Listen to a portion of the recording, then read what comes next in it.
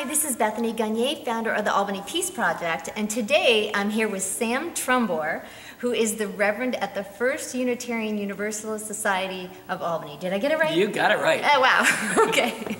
And we're on Washington Ave right now, right? 405. 405 Washington Ave. And Sam, you've been practicing meditation for 30 years.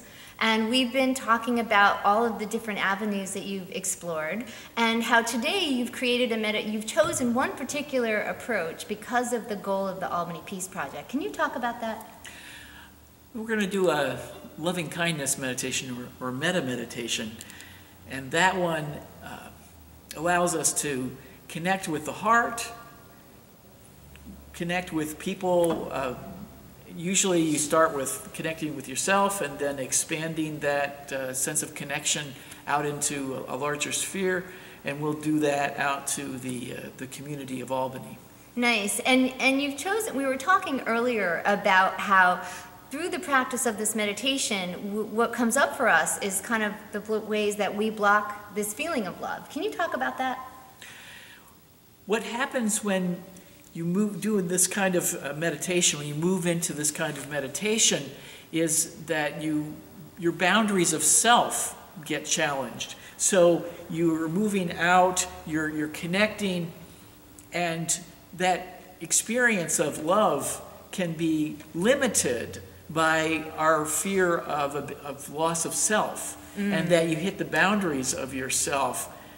One of the concerns that might come up is that as you're expanding your feeling of connection with people, you might encounter some negative feelings towards others, or experiences of the past might come up that you'll find are disturbing, and those are the chances. That's typically where fear arises, and that's where you want to bring your awareness back into yourself and then recenter yourself in this experience of loving kindness and then expand it out again. So it's kind of like we start to expand, we feel a fear, we think of something that we don't feel so loving about, and then we kind of pull in. Yes. Is that right? Right. And I think that's the experience of loving kindness, as I mentioned, reduces our boundaries between ourselves and others, and that can be threatening to the ego. The ego wants to be in control, wants to not be connected. It wants to be separate and be its own self, so that this practice challenges challenges the reality that we are interconnected and that we are one with each other. And that's the religious journey, is to have that discovery. And that's where it can be hard. We were talking about with Zen practice, you start with the boundaries and you bash your head up against the boundaries of self. Whereas in loving kindness practice, you start with this sense of connectedness, and that's where we encounter those boundaries. Right. As we're doing the practice. Right. And so the benefits of challenging our boundaries, can you talk about that? Well, the experience of liberation is one that is going beyond the self. It's in classical Buddhist teachings, the self is seen as an illusion, that it's a construct.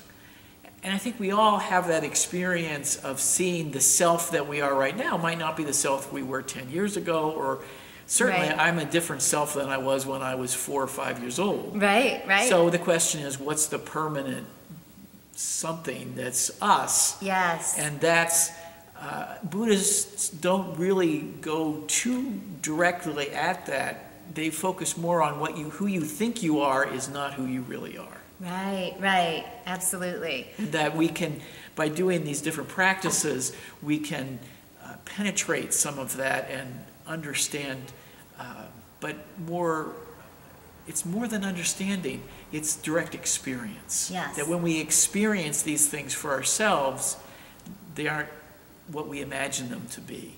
So that the experience of transcending the ego may feel fearful to the ego because it doesn't want to go there. Right. But the actual human experience of transcending the ego is actually something that is liberating. And from all reports that we get from the great religious teachers, well worth doing. Right. Well, and the idea that we're kind of stretching ourselves. So I would think that like the more we practice, because with the loving kindness, right? Don't we? You often start with somebody you love, and then you end up with someone that's your challenge. Right. By stretching ourselves to feel a connection to the person that is challenging to us, then that broadens our boundaries, right? It broadens it challenges, like you said, our ego and what we think is real, what we think is true about this person, and yet we're choosing to experience another aspect of them. Is that correct? We're opening ourselves to see directly the barriers. Yes. And so when you examine the barriers between yourself and others, you can ask that question that I love Byron Katie's question, is this true? Right. So you can ask that question of your experience of disconnection from someone, is that true? Right. Is that barrier something I'm creating, or is that some barrier somebody else is creating? My experience is when I'm creating the barrier, then I feel the resistance. But when the other person is creating the barrier, I often don't experience the resistance, because it's really easy to love somebody when I don't have any barrier to that person, even if they have one to me. Right. And so it's really the direct experience, and that's what these practices encourage, is to give you a direct experience. It's not a cognitive thing. Right. It's what you actually feel in your own body that's teaching you the right path. That is such a powerful distinction. I'm so glad you brought that out. And that's kind of what meditation does. It almost puts our consciousness under a microscope so we can see these things in a finer way. That's a wonderful distinction. I'm really glad you brought that out. You want to hear my way that I cheat and get there? Okay, go ahead. I think about all of the near-death experiences in the literature and how people, the minute they take their last breath, they transition right into pure positive love. So I think, like deep down, this person's giving me grief, but, in my last breath, it's just going to be, I love you. But I think that's the key thing is finding a way to challenge your own frame. And that's what you've used that near-death experience as a way to challenge the illusions that you're holding and say, is this true, in a way that I can loosen up my attachment to it. Yeah, because after a while, as you know, the more we practice this, the more we want to be in that sweet space, right? So I'm sure right, the more you're practicing this loving kindness, the more you realize what a sweet, beautiful space it is, and the more you realize that when we block it, we know that we're only hurting our own experience. Absolutely. The great challenge with loving kindness practice is the sweetness of it can be very attractive in a way that we get attached to it. And that's so I know this experience from going to a meditation retreat, and there's states of pleasantness that you can have in a meditation retreat, and states of unpleasantness too. Right. But these wonderful states of lightness of the body and feeling ease, and there's a way that my body feels at a meditation retreat that's just so sweet. And right. But that's not the goal. The goal is this process of freedom, of waking up and being able to be with whatever experience is present for us, but in a different way, without this greed of wanting to change it to something else, or resistance, wanting to push it away, and not experience it. So the supposition is that when you're free of greed and hatred, life is good. Yes. And it's as good, if not better, than any of the pleasant experiences that you might imagine that you can have. Yeah, we were talking earlier about also, our times are our greatest challenges, and how that's when we do the most growth. and how, like you were talking about, we're just staying present with whatever's unfolding for us. And if it's challenge or whatever, we just have this presence and attentiveness to it. And so, yes, we may not always feel the sweetness, but this place within us of just staying with the process of whatever's unfolding with us. And that's really where your meditation practice is after 30 years, right? Well, the thing I really enjoy about this approach to practice is when it's sweet and enjoyable, great.